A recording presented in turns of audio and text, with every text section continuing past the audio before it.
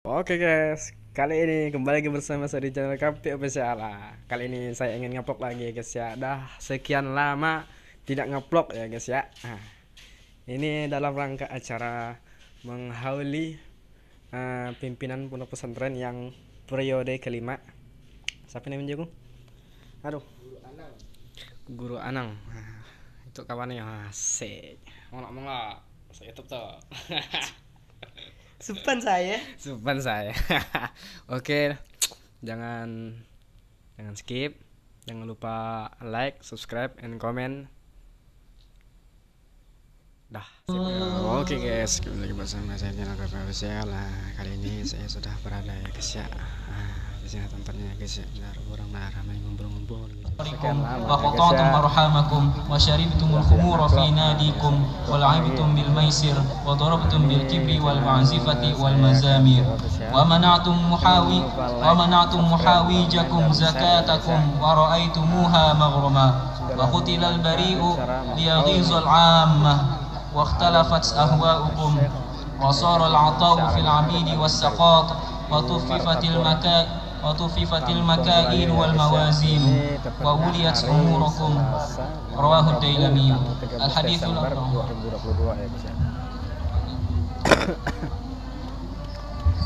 Yang haul yang ke-54 ya guys ya. الله الله يا مجمل جمل أحوال حبذا يوم اللقاء من يوم زارني المحبوب لا في صوب قلت أهلا يا زعيم القوم العالمين الرحمن الرحيم مالك يوم الدين إياك نعبد وإياك نستعين اهدنا الصراط المستقيم صراط الذين أنعمت عليهم غير المغضوب عليهم ولا الضالين آمين. الصديقين والشهداء والصالحين وحسن أولئك رفيقا اللهم إنا آمنا به صلى الله عليه وسلم وإنه فمكن اللهم في الدارين برؤيته وثبت قلوبنا على محبته واستعملنا على سنته وتوفنا على ملته وسرنا في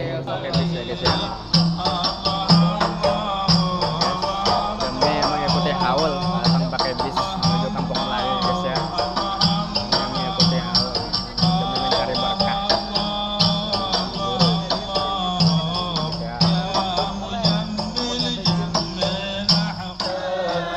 wal badawi bi rasulillah wal badawi wal rijali min bani alawi salaku fi manhaji nabawi bi rasulillah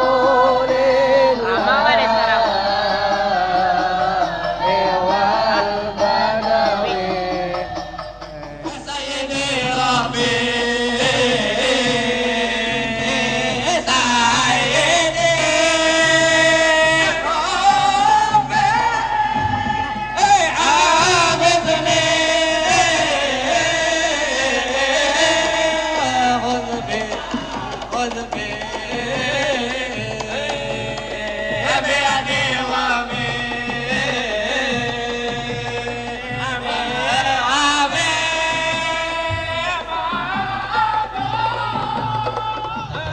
وأن ترها الغفاة أراة على رعاء شاء يتأولون في البنيان ثم انطلق فلبثت مليا ثم قال يا عمر أتدري من السائل حسن ويوم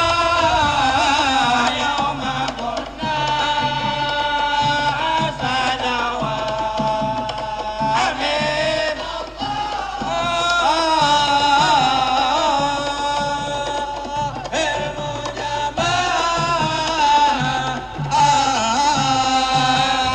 آمين الله صلاة وتسليم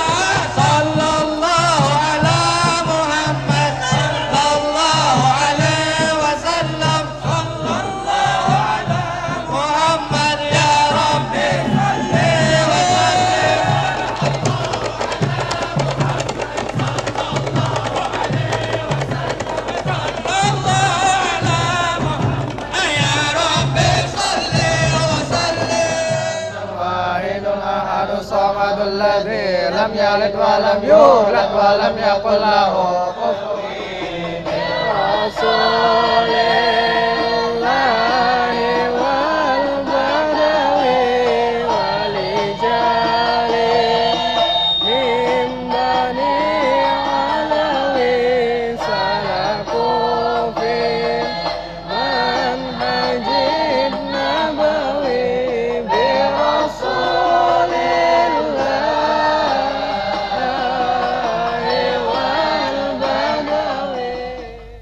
Syekh Muhammad Sya'rani Arif dilahirkan pada tahun 1915 Masehi atau 1336 Hijriah di Kampung Melayu, Martapura, Kalimantan Selatan. Ayah beliau bernama Muhammad Arif bin Muhammad Seman bin Balhan yang juga berasal dari Kampung Melayu. Ibundanya bernama Fathul Jannah binti Syekh Abdullah Khatib bin Syekh Muhammad Salih bin Syekh Hasanuddin bin Al-Alim Al-Alamah Syekh Muhammad Arsyad bin Abdullah Al-Banjari. Seiring berjalannya waktu ketika mencapai usia sekolah, beliau dimasukkan oleh orang tuanya ke Madrasatil Imad di Ta'limil Aulad Darussalam, Martapura. Hal ini merupakan perwujudan harapan kedua orang tua agar sang anak memiliki pengetahuan agama dan berakhlak mulia untuk bekal masa depannya. Semasa kecil karakter beliau pendiam dan cenderung serius dalam berpikir. Beliau juga sangat dekat dengan ibundanya. Hal ini dikarenakan sang ayah yang berprofesi sebagai pedagang yang mengharuskannya bepergian dalam waktu yang cukup lama. Muhammad Sya'rani telah beranjak dewasa. Beliau memiliki perawakan tinggi besar berkulit putih, tegas dan fasih dalam berbicara. Penampilan beliau sangat tenang dan serius, mencitrakan diri beliau sebagai individu yang cerdas dan berwibawa. Pada usia beliau kurang lebih 14 tahun, yaitu pada tahun 1350 Hijriah, beliau bersama sepupunya Muhammad Syarwani Abdan bertolak ke Makkah Al-Mukarramah. Ketika itu di Makkah beliau berada di bawah pengawasan dan bimbingan langsung dari paman beliau sendiri, yaitu Syekh Muhammad Kashful Anwar. Adalah keinginan yang kuat dari sang ayah yang mendorongnya untuk menitipkan putranya tersebut kepada Syekh Muhammad Kashful Anwar, yang mana ketika itu Syekh Muhammad Kashful Anwar beserta keluarganya akan berangkat lagi untuk kedua kalinya ke Makkah Al-Mukarramah. Dan Makkah saat itu merupakan pusat perkembangan ilmu pengetahuan Islam di dunia. Syekh Muhammad Kashful Anwar membimbing kedua keponakannya tersebut dengan sangat intensif, meliputi waktu, tempat, dan materi yang dipelajari. Sedemikian intensifnya sampai-sampai sang paman menghitung waktu yang digunakan dari detik ke detik, menit ke menit ketika kedua keponakannya tersebut belajar di tempat lain. Kehidupan Muhammad Sya'rani sangat terjadwal dan teratur, sebagaimana yang telah digariskan oleh sang paman. Mulai dari bangun tidur, pergi belajar, pulang belajar, dan lain-lainnya. Didikan dan pengawasan yang ketat seperti ini berlangsung selama 2 tahun. Maka ketika sang paman merasa kedua keponakan tersebut sudah cukup mampu dan disiplin, barulah sang paman menyuruh keduanya untuk belajar kepada beberapa masyayikh di kota Makkah. Pergi belajar dari satu guru ke guru yang lainnya, dari satu majelis ta'lim ke majelis ta'lim yang lainnya. Itulah aktivitas beliau sehari-hari. Setelah memastikan kedua keponakannya tersebut memperoleh bimbingan intensif dari para masyayikh di kota Mekah, pada tahun 1353 Hijriah, sang paman beserta keluarga pulang kembali ke Indonesia. Berat nian terasa perasaan itu, namun apa hendak dikata. Mereka pun akhirnya semakin meneguhkan diri, membulatkan tekad untuk lebih semangat lagi dalam menuntut ilmu dan bersungguh-sungguh. karena mereka tidak ingin mengecewakan sanak keluarga yang selalu mendoakan dan menanti mereka di tanah air. Yang mereka selalu ingat ialah pesan dari sang paman, agar hendaknya mereka belajar dengan tekun dan rajin. Dan jadi Syekh Ali Al-Maliki, Syekh Said Al-Yamani, Syekh Umar Hamdan, Syekh Sayyid Abbas Al-Maliki, Syekh Sayyid Muhammad Amin Qutbi, Syekh Ahyad Al-Buguri, Syekh Muhammad Al-Arabi, Syekh Sulaiman Ad-Dajistani, Syekh Ubaidillah At-Turki, Syekh Hasan Al-Mashhad, Syekh Abdul Bagi, Syekh Saifullah At-Turki dan lain-lain. Selama belajar di Mekah, beliau bersama kerabat dekatnya yaitu Syekh Alwi bin Abbas Al-Maliki sempat menghatamkan salah satu kitab masyhur karya Imam Ghazali dengan berguru kepada Syekh Saifullah At-Turki. Sekembalinya dari Mekah pada tahun 1362 Hijriah, beliau menikah dengan seorang gadis yang bernama Siti Khadijah binti Abdurrahman Jamal. Dari perkawinan itu, beliau dikaruniai 7 orang anak yang terdiri dari 2 orang putra dan 5 orang putri. Beliau merupakan figur ayah yang penuh kasih sayang terhadap anak-anaknya, namun tegas dalam bersikap dan mendidik mana yang benar dan yang salah menurut syariat.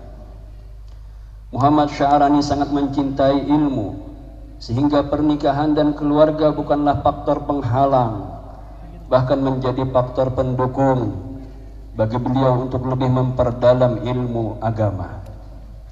Hal ini beliau wujudkan dengan berangkat lagi ke Makkah untuk kedua kalinya. Sebagian besar waktu beliau hanya dipakai dalam kegiatan belajar dan mengajar.